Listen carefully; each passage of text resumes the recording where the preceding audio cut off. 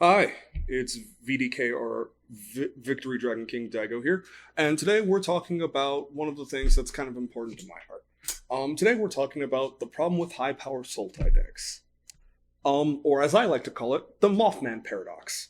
For those of you confused as to why it's called the Mothman Paradox, it kind of formulated after seeing the new Fallout spoilers be revealed and seeing the Mothman specifically.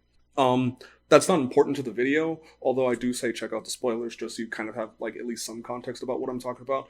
But the gist of it is that for certain colors in Magic, they can never be fully realized in Commander due to a few specific numbers of things. So for example, Sultai has the issue of because it has a high concentration of really high quality cards, can never really have, minus partners of course, a good commander that is aggressively costed or a bad commander that is not overly costed.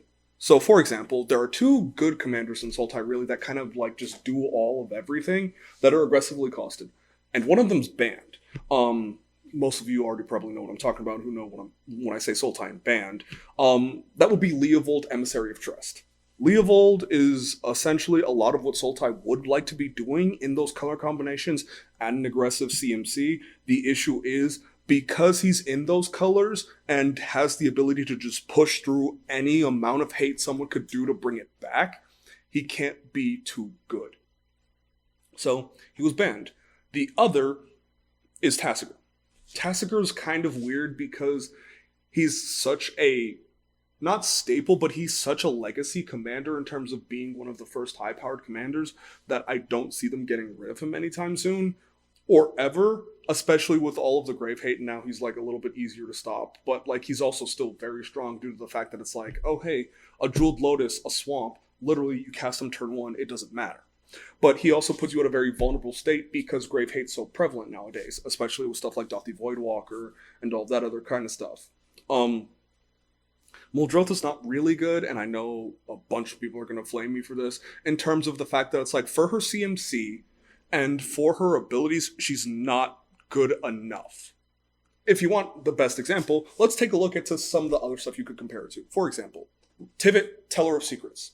Tivit is a 6-drop, much like Muldrotha, but he comes into the battlefield, makes you mana, makes you card draw, gives you card advantage, is a 6/6, flying, Ward 3, and overall presents so much of a bigger threat as soon as he comes down than something like Muldrotha, who needs a lot of setup and essentially to get the ball rolling.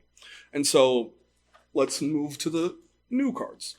The reason that is mostly because Sultai has a high concentration of really good cards that make it a very versatile color combination that can go pressive very easily.